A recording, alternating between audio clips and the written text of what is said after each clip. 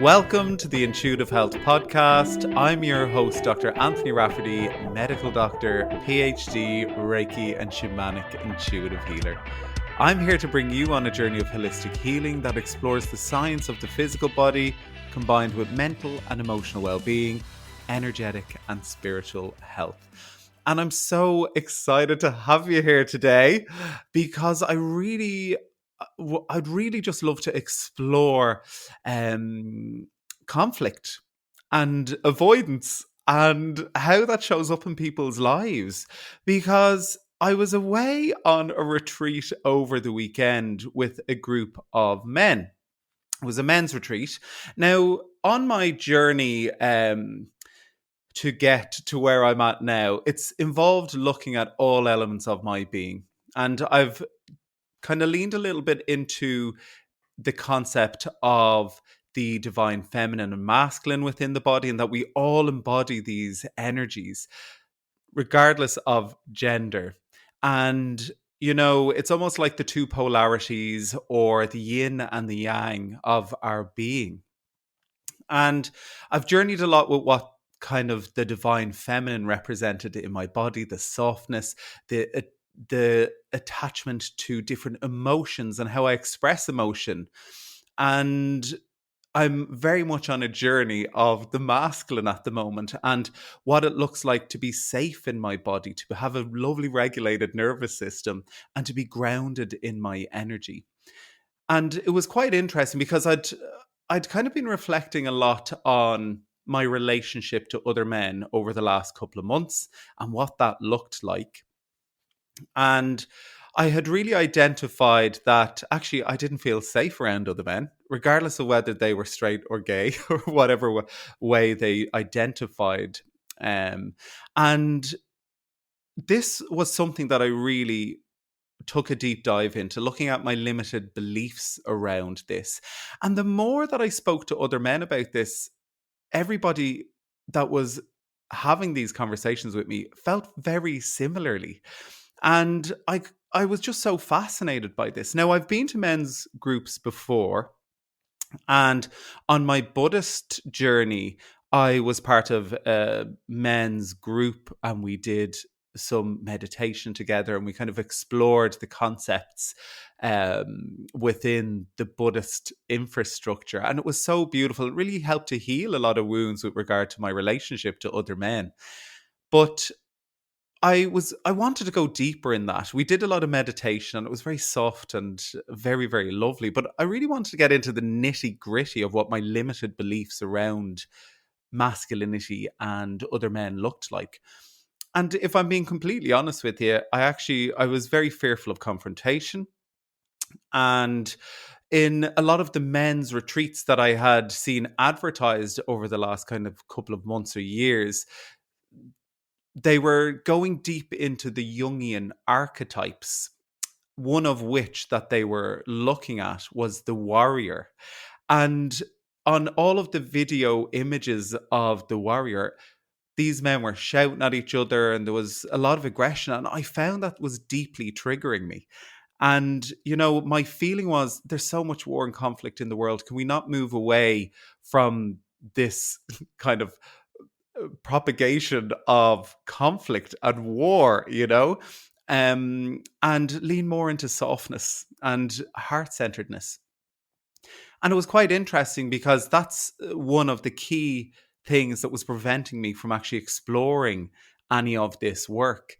And a couple of weeks ago, I was really starting to go deep into areas of my life in which I was avoiding things. I'm working a lot with kind of the energy of avoidance, which I'll talk into a little bit as we move forward with the podcast. And I realized, oh my God, I'm actually avoiding the deeper work with regard to my masculine energy and my relationship to other men and these limited beliefs because of a fear surrounding confrontation. So, as the universe has it, in the beautiful synchronicity of events, I began following a lovely chap on Instagram, Dara, and he posted about a men's retreat that he was doing. And the energy of it just felt softer. And I felt drawn to it. But it was funny because I began looking down through how the layout of the weekend was going to go, trying to find out whether we'd be shouting and screaming at each other. And, there was no mention of it on the website. So I was like, feck it. I'm going to give it a crack. So I went along, and what unfolded was really quite beautiful in a lot of ways. And Dara's going to come onto the podcast to speak a little bit more into that in the coming weeks. But essentially, what we explored were the Jungian archetypes. So, for those of you that don't know or have never heard about Carl Jung, he was a Swiss psychiatrist. And he essentially developed a lot of really quite fascinating theories surrounding human behavior. And the whole theory of Jungian psychology basically stemmed from his beliefs. And one of these beliefs was that there was a universal unconscious in which universal experiences like belonging, love, death, and fear are inherent to all humans. And, these experiences are expressed in a number of archetypes. Now, he goes into a series of defined kind of archetypes that he explores, but there are an infinite number of archetypes. There are an infinite number. If we really go into the depths of this and look at all of the different things that we embody. But I think what was really quite interesting with regard to this kind of universal unconscious was that actually, if these archetypes are in our shadow side, and they're not brought to conscious light, we act within the shadow or the wounded element of the archetype. Now, it's quite interesting because Jung kind of talked about the shadow as an archetype in itself, and that's the unconscious beliefs that exist within each individual as a person rather than as a collective. He talks about the wise old man that exists within us, the child, the mother, the maiden, the essence of anima within man and animus within women. However, a lot of how psychology has developed now, and people are delving deeper and deeper into actually what an archetype looks like outside of that. And many different ways of looking at these things exist now. But essentially, the one that I was most fearful about, which I'm going to explore today on the retreat, was the warrior archetype, essentially. And this archetype comes up a lot within men's work, but it exists within all of us, the warrior.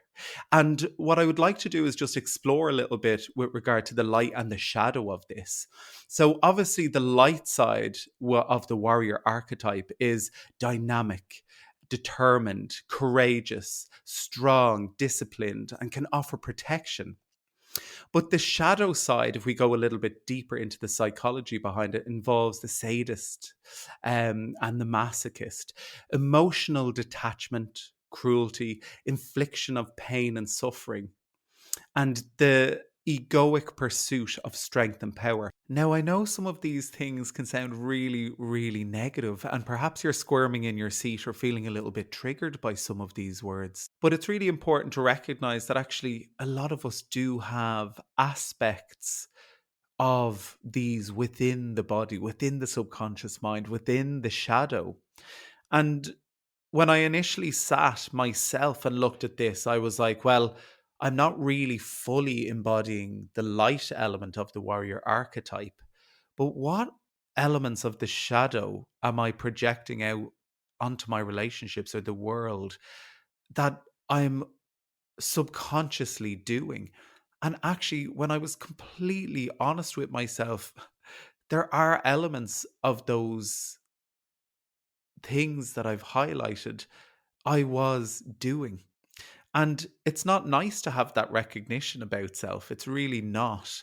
But just be really gentle with yourself and recognize these elements of our being come from wounding. They come from traumas that we've had.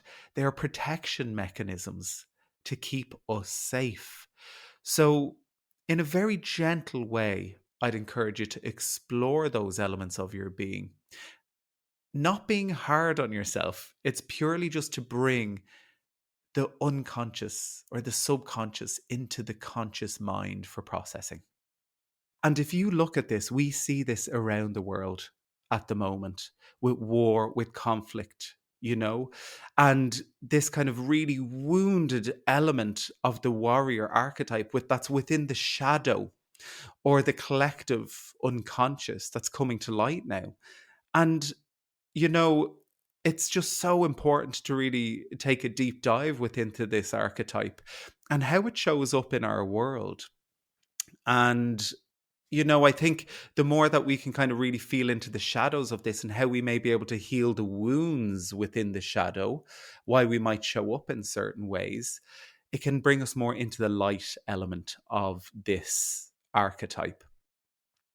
Now, it's quite interesting because as I went on a bit of a journey with this and my reflections and realizations about why I was kind of avoiding leaning into doing any deeper work with regard to how I was showing up or how I was holding limited beliefs with other men and the masculine energy, I realized I was actually in a state of avoidance because I wasn't comfortable within conflict. Now, sometimes when we grow up in a home where we have a very volatile family member, you know, our relationship to conflict becomes conditioned within us. Now, there's a series of different psychological survival mechanisms that we can embody when we are faced with a perceived threat, a perceived danger or harm to the body. And that includes things like the fight or flight response, the freeze or fawn response. And quite interestingly, actually, my response to conflict, which I perceive as a threat, is actually to go into a state of freeze. I feel like my whole nervous system shuts down. I can't hear properly. I kind of just go into this state of complete freeze. And as I have gone on a journey with that and started to regulate my nervous system and kind of really start to do my inner child work, start to reclaim the parts of myself that felt wounded when I was younger with regard to any exposure to conflict, I I started to realize that actually I was avoiding conflict in so many areas of my life. I had so many relationships in which I never argued, and that to me now is a recognition of actually both of us carrying a deep fear of conflict within the relational setting. And I am a recovering people pleaser. I've been a chronic people pleaser my whole life, the chameleon, in which I showed up like Connor and I were talking about in last week's podcast episode, identifying what people needed and then adjusting my personality to fit what their needs were. And, that is a mechanism to avoid confrontation. And if we boiled this all down, it's because I didn't want to be abandoned in any way. The fear of rejection was so great, I became the chameleon. And I really feared conflict in relation because I didn't want to be rejected by them. And sometimes that comes down to kind of maybe never seeing what conflict resolution actually looked like in the home. And, in Irish homes, I tend to find when I speak to a lot of my clients, a lot of conflict that arose, it was discussed at night when the kids went to bed. It was discussed behind closed doors. Or the energy of conflict was in the home, but it wasn't actually spoken out. So we were raised kind of within the energy of knowing something wasn't quite right, but we didn't observe what conflict resolution looked like, what actually healthy conflict looked like. So, I've touched a little bit there on the fact that actually some of us never argue in relationships. And this is something I was always very proud of in my earlier relationships. But that's because I had such a deep fear of conflict. You know, it also meant that I was completely avoiding expressing my needs in a relationship. Have you ever sat down and identified what your needs even are? What your desires are? What your must haves within a relationship are?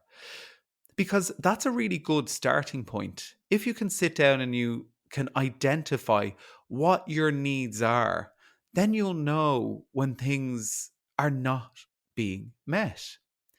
And that can form the basis then of actually really healthy discussions in which perhaps you do end up in some conflict, but it can be healthy conflict. Sometimes we, first of all, don't know what our needs are. We can't express our needs, but there's a growing resentment within us because something's not quite right. And if we also have a fair conflict there, the internal struggle becomes so real that it can actually bring a lot of relationships to a close or a bitter end. Because, first of all, we've never identified what our needs are, we've never communicated them. So, how are other people supposed to actually know? So this is a really important part of the journey um, of healthy conflict, of approaching you know, our fear of avoidance head on, of going into a vulnerable space with ourself to first identify what the needs are, and then being vulnerable with our partners or friends or the people we have in our life to communicate those needs in a very vulnerable way. And I often tend to find that actually vulnerability can be so, so powerful. And sometimes, even when people are coming at you with their fire and their flames, when you step into the space of vulnerability and show the emotion, it can sometimes instantly deactivate the bomb. It can pour water on the flames, and people can actually just see you in a much softer way. And it's really quite interesting when we go on a deep dive within that as to kind of how do we look for a sense of safety within conflict? How do we step away from avoiding conflict? And it's quite interesting because when I had this recognition of my fear of confrontation, of conflict, and the fact that I was actually avoiding doing some of the deeper work with regard to kind of my relationship to men because I was so fearful of conflict, I began to actually look at other areas of my life that I was avoiding things, avoiding feeling emotion, you know, avoidance of even just down to the basic kind of truthful communication and expression. So this kind of avoidance was beginning to show up in multiple areas of my life. And I made a real pact with myself when I had that realization of actually, I'm not going to avoid anything anymore that I'm fearful of. I'm going to lean fully into this. I'm going to approach it head on and actually begin to tease out and really go deep with what my fears are here. The little inner child element of my being that is fearful of certain situations within my being. And that was in my shadow.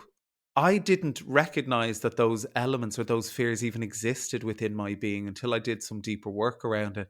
And I started journaling an awful lot about this.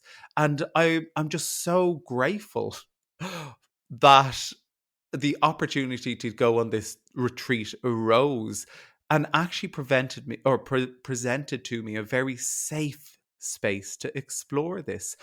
And it's interesting because when I went on a journey with this and I actually fully confronted my fear of conflict and what that would look like, safety began to come into my body. When I stopped avoiding what I was most fearful of, and I began to look at actually what was happening for me in that, I began to feel safe that actually I was able to hack it. I was able to go there and it was going to be okay. And it was interesting because as I went on the retreat, I noticed on the way down, my body was kind of squirming. I felt uncomfortable in my body. And when I really tuned into myself, there was an inner child that said to me, I am so scared. I am so scared. And I just took that little version of myself close and I was like, well, let's do it together. I'm going to be your safety now. I'm going to be your safety. So we went down on the retreat and we did it. And I was so proud of myself because I showed up for myself. I showed up for that inner child that was scared of being around other men. And what was so beautiful in the weekend was the sense of calm and peace that came into my body. And even the facilitators of the retreat handled the warrior archetype in quite a lovely, gentle way. But it did make me realize actually, my fear of conflict prevents me from standing in my power in so many areas of my life. I have made myself so small in so many areas of my life. I have been so fearful of being fully seen in case it draws any conflict to me. And we did some very powerful work about actually calling in the energy of the warrior in a very healthy way and actually standing in the power of the warrior archetype. And there was something very, very powerful in that, in which I was like, I want to stand in my power. I want to be seen now. I want to be seen. And just observing all of these other men in that space standing in their power and recognizing actually when we brought the shadow of the warrior archetype into full view, laid it out on the ground, and actually spoke so vulnerably into the shadow elements of how we were operating in an unconscious way with the conflict, with how we communicated, within relationships, with children. It was so, so powerful, acknowledging actually we were showing up in wounded ways. And, I feel everybody felt so safe and held in that space. And it's gas because a lot of the shamanic work that I do, a lot of the work around the divine feminine, it's deep, it's sticky, it's connecting with my emotions, it's accessing anger, it's accessing sadness, it's accessing grief, and all of these things. And I kind of was coming back from this retreat going, did I do any deep work? Because I actually feel so peaceful. I feel at peace. But it was because I actually came into alignment in a beautiful way with that gorgeous yang, divine masculine energy, which provides safety and protection. And I felt very safe with these other men that were in the same space as me. And I just thought, oh my God, if we could all get to this space in which we can embody safety by looking at how to have healthy conflict and not avoiding some of these things within us anymore, the world would be in such a better place.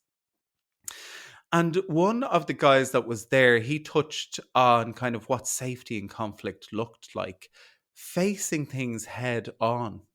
We talked about non-violent communication, moving away from judgment and blame of others, actively listening.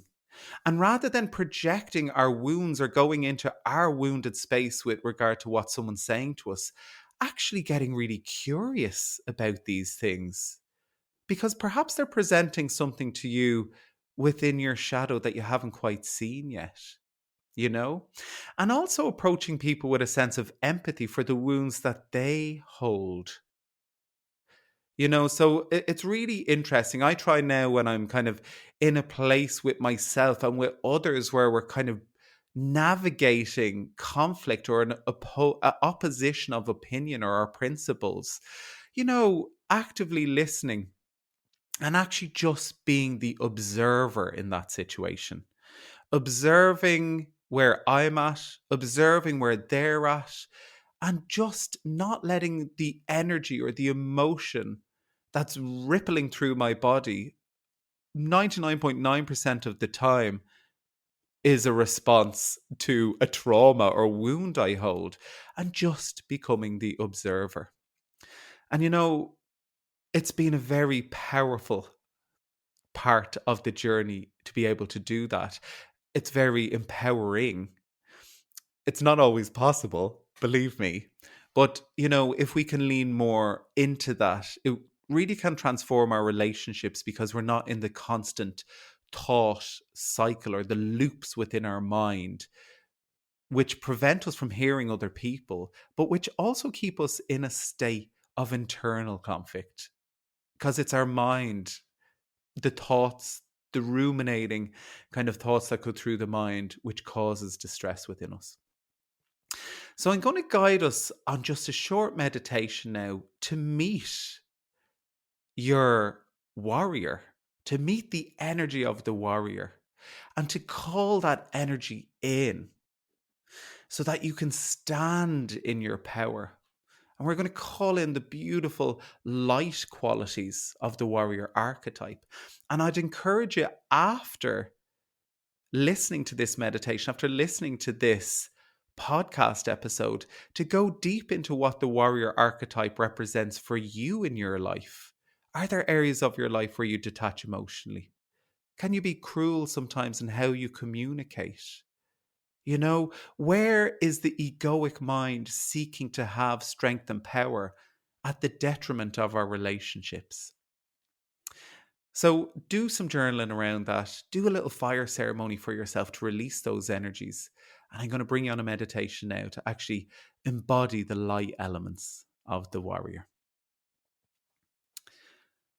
So just coming into the space, fully coming into the space. And just tuning into the body. And just imagining a light, the center of the mind. We're going to bring that beautiful light down through the body, bringing you back into the body and out of the mind, out of the busy brain. Just imagining a beautiful light forming at the crown. And just imagine it moving down through the body, bringing light and a sense of peace and calm and safety to the body as it moves down through the brain. Washing over the eyes, the ears, the nose, the lips and the mouth, the jaw, the neck and the throat. Washing down over the shoulders. Allow it to flood down the arms, the elbows, the forearms into the hands.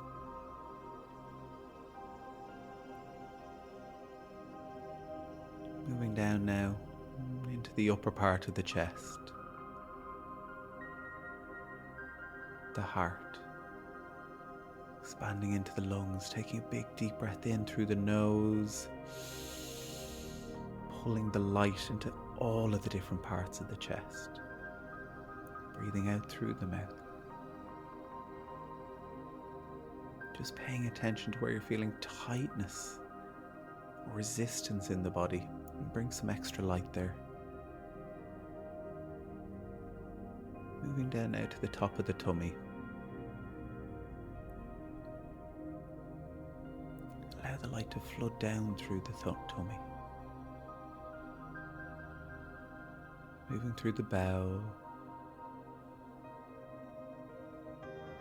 Just bringing so much light to all the twists and turns of the bowel. Allowing the light to flood into the pelvis.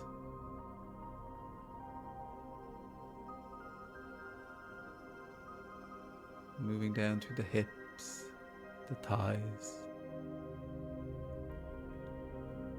the knees, the calves and the shins, the ankles, the feet.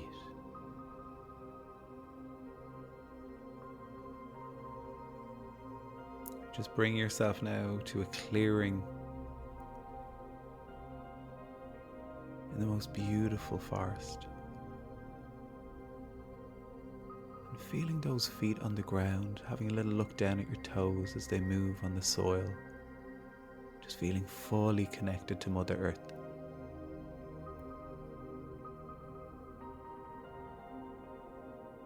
Just feeling the wind on your face, the heat of the sun. Just closing the eyes and tuning into the other senses, hearing the wind rustle in the trees.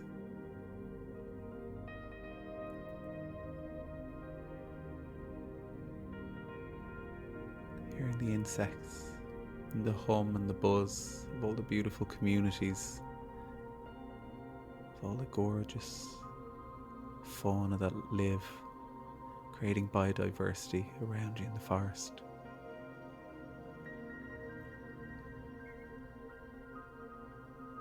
Just taking a deep breath in, smelling the air around you. How does it smell? Is it sweet? Is it fresh?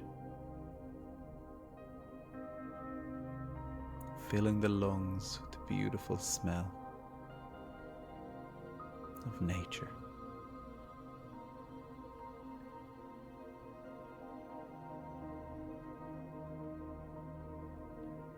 Opening your eyes again.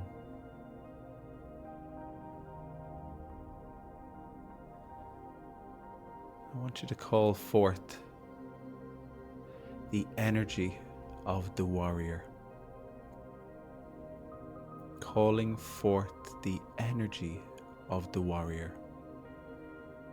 Calling forth the energy of the warrior. Allow the energy of the warrior to emerge from the trees, moving towards you.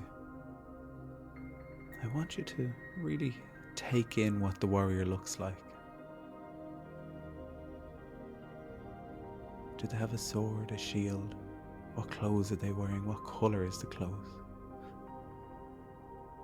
This is your warrior.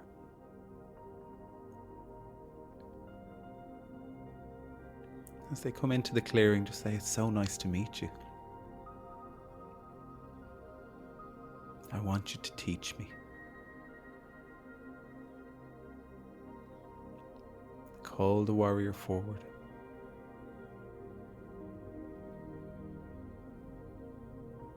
And just say, "I'm ready to embrace the energy of the warrior within."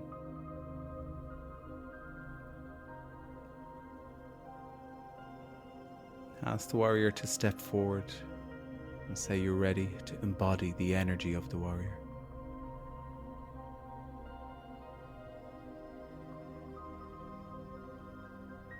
Allow the energy of the warrior to step forward and begin merging with your energy field. Looking down at how your body transforms as this energy, as the warrior archetype becomes part of your being. Feel the strength rising from the feet.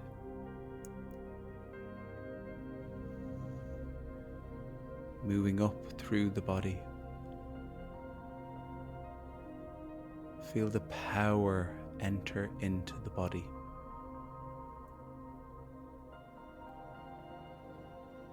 Taking a look down at the clothes you're wearing now.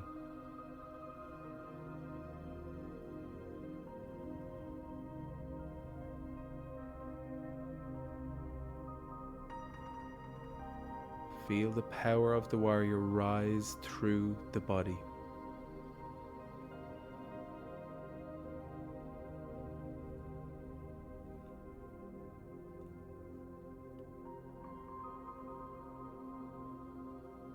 I want you to now reach behind you and take the shaft of the sword that lies at your back, feeling the weight and the power of the sword between the shoulder blades.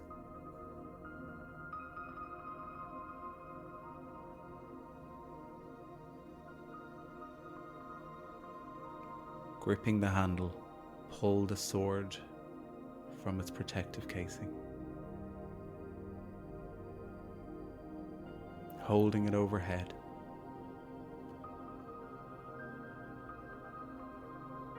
Feel the weight of the power and the strength and the energy that this sword holds. Allow the sword to ignite in a sacred blue flame.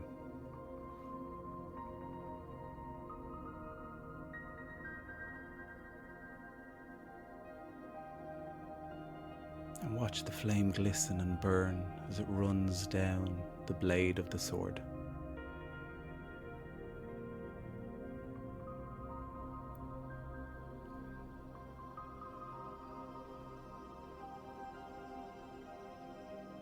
And just knowing that you can use this sword to energetically detach from anything in life that is no longer serve you. Feel the sacred blue flame run down the blade, run through the handle, and begin moving up through the hands, the arms, moving into the body, the whole body igniting in a sacred blue flame.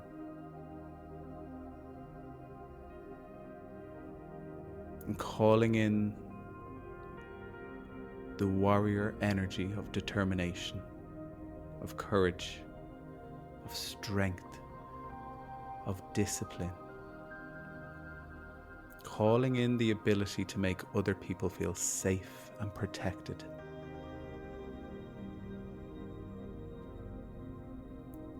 Taking the handle of the sword.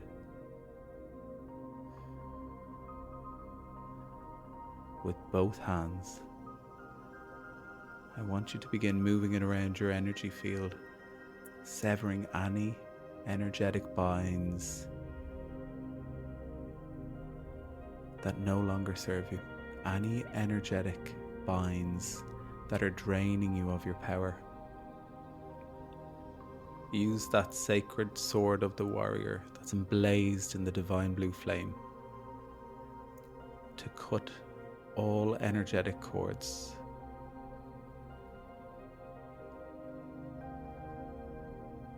Linked to pain and suffering, linked to the egoic wounds of strength and power.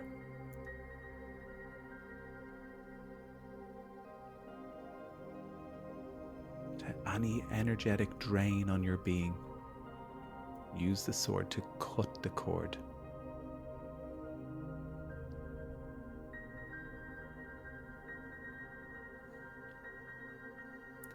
Taking the sword now, lifting it up overhead and putting it back into its protective casing. Just feel the weight of the sword at your back. Just knowing that you have your back. You have just embodied the energy of the warrior archetype. How do you feel standing in your power? How do you feel standing in your strength? And just calling on this energy that now resides in the body, putting your hands on your heart and asking the warrior within, how can I show up for myself? And how can I show up for others that embodies the beautiful, strong, light elements of the warrior? Just wait and hear the answer.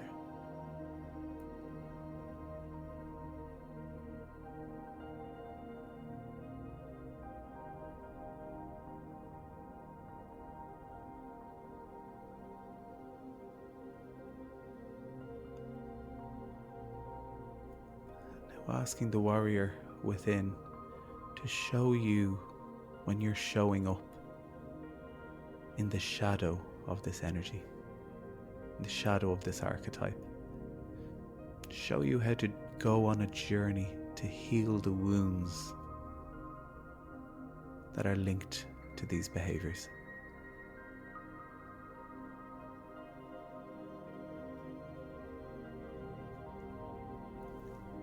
Now calling this beautiful, upgraded energy of your soul, containing the energy of the warrior, back to the body. Call it back to the body, calling your soul back to the body, the light of your being. Feel the new life fill your body in the space that you're sitting or lying. Feel the tingling in every cell. Feel the power and the strength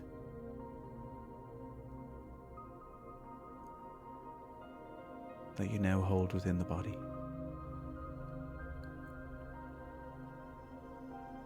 Just making a pact with yourself to take a little look at how you're showing up. Is there any elements of your life that you're avoiding? Any conversations, any interactions that you're avoiding through fear of conflict? And move forward with this beautiful warrior energy to share protection and safety within the world.